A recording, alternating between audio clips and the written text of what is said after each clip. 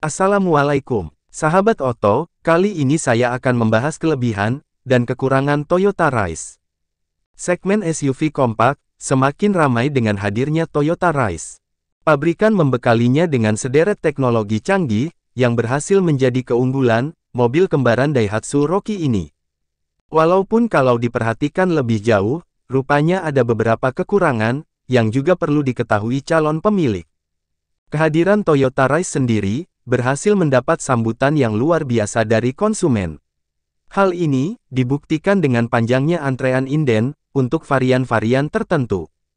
Bagi Anda yang sedang berencana untuk memilikinya, mari ketahui lebih dahulu keunggulan dan kekurangan Toyota Rise. Perlu ditegaskan, pembahasan mengenai keunggulan dan kekurangan Toyota Rise ini akan lebih banyak mengacu pada varian tertingginya, yaitu 1.0T GR CVT TSS 2-ton, karena dianggap punya fitur paling lengkap. Berikut ini adalah kelebihan-kelebihan dari Toyota Rise. Kelebihan yang pertama yaitu fitur keselamatan aktif canggih. Toyota Rise dilengkapi dengan Toyota Safety Sense atau TSS.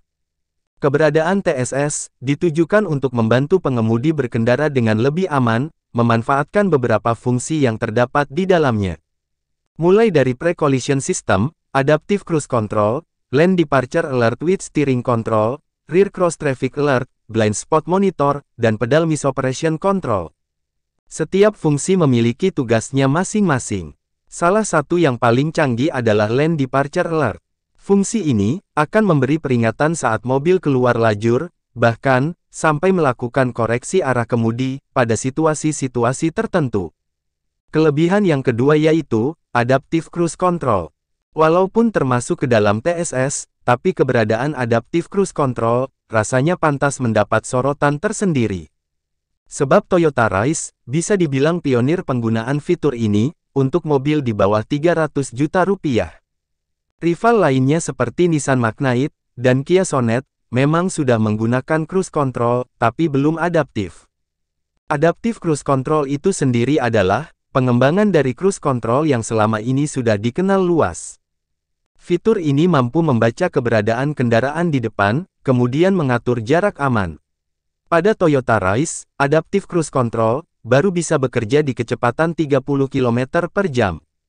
Hal yang perlu diketahui calon pemilik adalah, fitur ini tidak efektif di kondisi lalu lintas padat atau cuaca berkabut. Penyebabnya adalah keterbatasan kemampuan sensor kamera yang digunakannya. Maka itu, pengemudi harus tetap waspada untuk berjaga-jaga apabila harus melakukan pengereman sendiri. Kelebihan yang ketiga yaitu penggunaan pelek berukuran besar. Dilihat dari penampilannya, Toyota Rise mengusung gaya khas mobil SUV. Lekuk bodinya terlihat tegas, sehingga memancarkan kesan yang maskulin. Apalagi, hal tersebut juga ikut didukung penggunaan pelek berdiameter besar di kelasnya. Toyota Rise tipe tertinggi menggunakan pelek berukuran 17 inci. Hal ini berbeda dengan mayoritas rivalnya, yang memiliki kaki-kaki berukuran 16 inci. Di mata kami, desain pelek Toyota Rise juga menjadi yang paling enak dilihat. Finishing dengan warna hitam sepenuhnya, ikut menegaskan kesan tangguh mobil ini. Tapi perlu diakui, untuk hal-hal yang berkaitan dengan desain, memang dikembalikan lagi pada selera orang yang melihatnya. Kelebihan yang keempat yaitu, ground clearance cukup tinggi. Konsep SUV kompak, yang diusung oleh Toyota Rise, ikut diterjemahkan lewat ground clearance yang jangkung. Menurut catatan, Toyota Rise memiliki jarak terendah ke permukaan jalan, 200 mm. Memang tak sejangkung Toyota Rush, yang punya ground clearance 220 mm, atau Mitsubishi Expander Cross, yang tingginya mencapai 225 mm. Tapi setidaknya, ground clearance tersebut masih lebih tinggi dibanding milik Nissan Magnite, yang hanya 186 mm. Seperti diketahui, ground clearance yang jangkung akan terasa manfaatnya ketika mobil melewati medan jalan yang tidak rata. Hal ini juga menjadi faktor yang kerap dilihat seseorang ketika hendak membeli mobil, terutama untuk jenis SUV. Kelebihan yang kelima yaitu bagasi luas dan fleksibel. Masuk ke dalam segmen SUV kompak, otomatis dimensi bodi Toyota Rise juga tidak terlalu besar. Tapi pabrikan berhasil memaksimalkan ruang yang tersedia untuk menciptakan bagasi dengan dimensi dan pengaturan yang patut diapresiasi. Hal pertama yang kami suka adalah adanya pengaturan lantai bagasi bertingkat. Hal ini mungkin terdengar sepele, namun dengan pengaturan ini saja, pemilik sudah bisa dengan mudah menambah luas ruang bagasi sesuai kebutuhannya. Poin kedua yang juga bisa dinilai sebagai keunggulan Toyota Rise ialah pelipatan jok belakang hampir rata dengan lantai. Beda dengan Nissan Magnite atau Kia Sonet 5-seater yang memiliki gundukan ketika bangku belakangnya dilipat. Kelebihan yang keenam yaitu ban cadangan pakai pelek serupa. Ketika membeli Toyota Rise, tentunya Anda juga akan mendapatkan ban cadangan yang tersimpan di lantai bagasi. Asiknya, ban cadangan tersebut berukuran full size alias sama dengan yang sedang digunakan. Bukan hanya itu, tapi peleknya juga serupa dengan keempat roda lainnya. Hal ini tidak akan Anda dapatkan jika memilih Nissan Magnite atau Kia Sonet karena ban cadangannya menggunakan pelek kaleng. Kelebihan yang ketujuh yaitu transmisi dukung performa. Hal pertama yang kami suka adalah transmisi DCVT yang diusung oleh Toyota Rise ini mampu mendukung performanya. Akselerasi di putaran bawah terasa sigap dan menyenangkan diajak menjelajahi ibu kota. Kelebihan yang kedelapan yaitu mesin durable. Hal ini yang tidak diketahui banyak orang dan menjadi poin positif di pembahasan kali ini. Mesin berkode 1KR VET ini mengambil basis dari KR engine yang sebelumnya digunakan oleh mobil Toyota lainnya dan sudah terbukti kuat dan minim masalah. Itulah beberapa kelebihan-kelebihan dari Toyota Rise. Sekarang mari lihat kekurangan Toyota Rise. Menurut pengamatan, mobil ini masih menyediakan ruang untuk pengembangan di masa yang akan datang. Misalnya lewat penambahan pengaturan teleskopik untuk lingkar kemudinya. Untuk saat ini fungsi tersebut mungkin belum dibutuhkan, lantaran para rival juga tidak memilikinya. Atau mungkin suatu saat pabrikan berani menyematkan pengaturan jok elektrik tanpa membuat harganya melambung tinggi. Karena pada akhirnya, konsumen juga yang akan diuntungkan. Lantas, apa saja sebenarnya yang menjadi kekurangan mobil ini?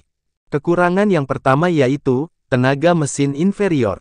Toyota Rise, berbekal mesin 998 cc 3 silinder ini, mendapat imbuhan turbo. Mesin tersebut bisa menghasilkan tenaga tertinggi 96,6 HP dan torsi 140,2 Nm. Sayangnya, output yang dihasilkan mesin tersebut tidak cukup untuk dikatakan istimewa. Sebagai perbandingan, Nissan Magnite yang juga menggunakan mesin 9099 cc 3 silinder turbo, memiliki tenaga tertinggi 98,6 HP dan torsinya mencapai 152 Nm. Bukan hanya angkanya yang lebih besar, tapi tenaga puncak mesin Nissan Magnite juga bisa dicapai pada putaran mesin yang lebih rendah, yaitu 5000 revolusi per menit. Sementara pada Toyota Rise, tenaga puncak baru bisa diraih pada putaran mesin 6000 revolusi per menit. Kekurangan yang kedua yaitu bantingan suspensi. Salah satu kekurangan Toyota Rise, menurut kami yang agak mengganggu adalah bantingan suspensinya yang belum sebaik rivalnya. Terasa agak keras, namun masih terasa body roll atau limbung. Namun, bisa saja ini dilakukan demi mendapat kompromi saat Toyota Rise digunakan dengan beban penuh. Kekurangan yang ketiga yaitu tidak memiliki tire pressure monitor system. Nissan Magnite dan Kia Sonet seolah janjian untuk sama-sama memiliki tire pressure monitor system atau TPMS. Tapi sayangnya kami tidak menemukan fitur tersebut di daftar spesifikasi Toyota Rise. Bagi yang awam, fitur TPMS berfungsi untuk memantau tekanan, sekaligus suhu ban, yang digunakan pada mobil. Dengan adanya fitur ini, pengemudi bisa melakukan deteksi lebih awal, pada kondisi ban jika mengalami kempis. Sebenarnya ini bukanlah fitur yang mahal. Bisa dikatakan demikian, karena komponennya sudah banyak tersedia di pasar aftermarket, dan bisa didapat dengan harga mulai 300 ribuan rupiah. Konsumen bisa melakukan pemasangan secara mandiri, kalau mau. Kekurangan yang keempat yaitu, kabin belakang kalah mewah. Bangku belakang Toyota Rise lebih condong memaksimalkan kenyamanan, ketika diisi penuh. Buktinya, bangku tersebut memiliki 3 sandaran kepala, yang bisa diatur ketinggiannya.